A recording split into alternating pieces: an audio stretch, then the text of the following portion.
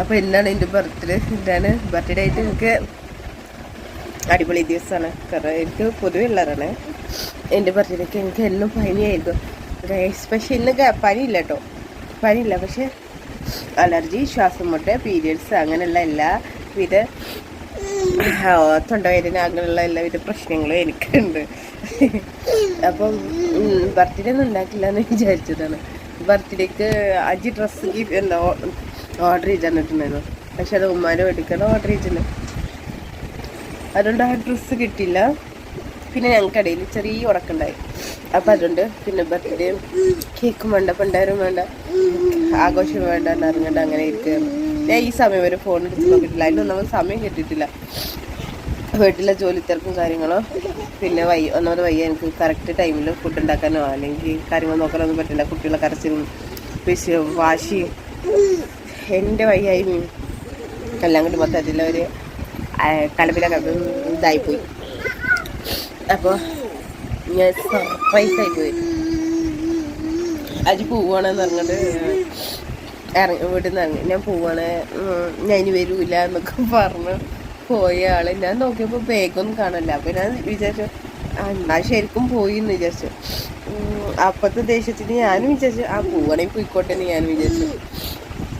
പിന്നെ കുറച്ച് കഴിഞ്ഞപ്പോഴല്ല കുറച്ച് സമയം കഴിഞ്ഞപ്പോൾ വന്നു. ഞാൻ വയ്യാത്തോണ്ട് കിടക്കുന്നു ഇവിടെ ഞാനും മക്കളും. അപ്പോൾ അതിനിടയിൽ ഞാൻ എണീറ്റപ്പോൾ ഉണ്ട് ആൾ വരുന്നുണ്ട്. അപ്പോൾ വന്നപ്പോൾ കയ്യിൽ കവർ കണ്ടപ്പോൾ എനിക്ക് മനസ്സിലായി കേക്കിട്ടാണ് ആൾ വന്നിട്ടുള്ളത്. ആൾ ഇവിടെ അടുത്തുനിന്ന് പോലെ പണ്ടർക്കാട് പോയി ഇങ്ങനെ കേക്ക് വാങ്ങിക്കൊടുക്കുന്നു. അത് എൻ്റെ ഫേവറേറ്റ് കേക്ക് തന്നെ വാങ്ങിക്കൊടുന്നിട്ടുണ്ട് കേട്ടോ. പക്ഷേ ആ കേക്ക് ഇപ്പോൾ കട്ടിയിട്ടുണ്ട്. 12 മണിയാവട്ടെ എന്ന് അനിയൻ പറഞ്ഞു. ഇപ്പോൾ ട്രെൻഡിങ് 12 മണിക്ക്, രാത്രി 12 മണിക്ക് കേക്ക് കട്ട് ചെയ്യുന്നതാണ് ഇപ്പോൾ ട്രെൻഡിങ് എന്നാണ് അനിയൻ പറയുന്നത്. അപ്പോൾ അതുകൊണ്ട് രാത്രി 12 മണിക്ക് കേക്ക് കട്ട് ചെയ്യണം. ഡ്രസ്സ് പേരായിട്ട് ഇതന്നെ ഇട്ട പോലെ ഇനി വേറെ ഏതിലിടണോ അറിയില്ല. ഇടണോ എന്താ ഇപ്പോൾ തുമ്മൽ കാരണം ചെന്ന് മേക്കപ്പ് ചെയ്യാനോ ഒന്നിനുള്ള കോൺഫിഡൻസ് ഇല്ല. കുറച്ച് നല്ല ഫോട്ടോസ് എടുക്കണം. തൊപ്പിയും കൊണ്ടുനിൽക്കണോ വാ.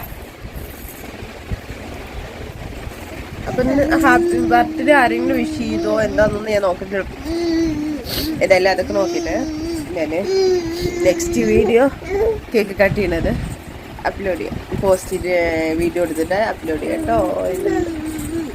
അപ്ലോഡ് ചെയ്യാം. ഇന്ന് അപ്ലോഡ് ചെയ്യാൻ പറ്റുമെന്നറിയില്ല. ഇനിയിപ്പോൾ ഇന്ന് അപ്ലോഡ് ചെയ്യാൻ പറ്റില്ല, നാളെ അപ്ലോഡ് ചെയ്യാം. ഓക്കെ അല്ലേ? ഓക്കെ, ഞങ്ങൾ കേക്ക് കട്ട് ചെയ്യുന്ന വീഡിയോ അപ്ലോഡ് ചെയ്യുമല്ലോ. ഞാനും എൻ്റെ ബേബീസും എൻ്റെ ഒരു ബേബിയുടെ അവിടെ ഒരു ബേബി ഇവിടെ ഉണ്ട്. ചെപ്പി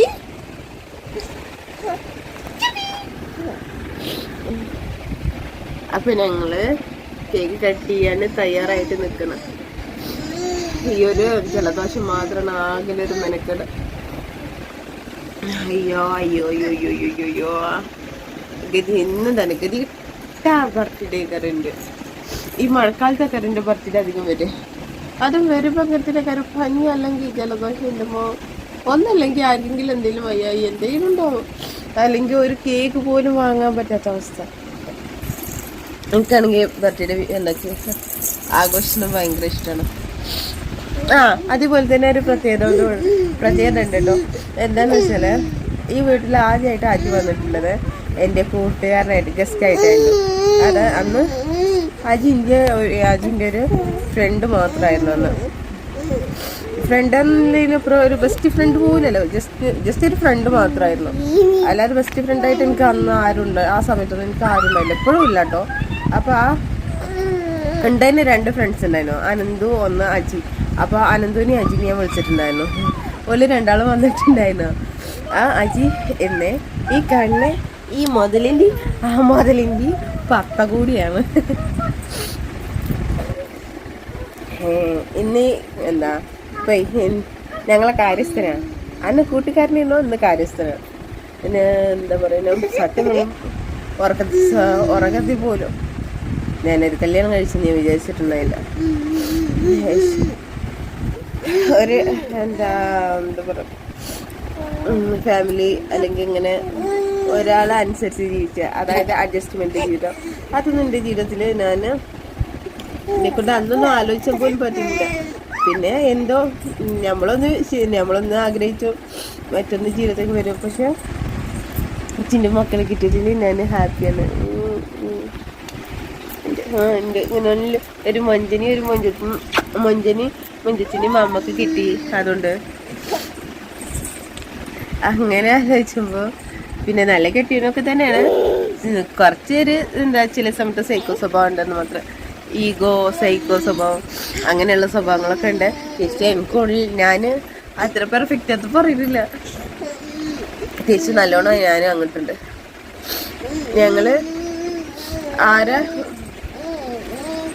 കുറഞ്ഞതാ കൂടിയതെന്ന് വെച്ചാൽ ഇല്ല, ഒന്നിനൊന്നും വെച്ചെന്ന് പറയാനേ പറ്റുള്ളൂ. ഒരമ്മ പറ്റിയ അളിയന്മാരേനെ തോന്നുന്നു എന്തോ ചൊല്ലുണ്ട്, ഒരു ഡയലോഗ് ഉണ്ട് സിനിമയിൽ. അതുപോലെയാണ് ഞങ്ങള് എല്ലാ കാര്യങ്ങളും. അജിയുടെ ബർത്ത്ഡേ കഴിഞ്ഞ മാസമായിരുന്നു. പക്ഷെ അതെനിക്ക് വിഷ് ചെയ്യാൻ പറ്റിയിട്ടില്ല കേട്ടോ.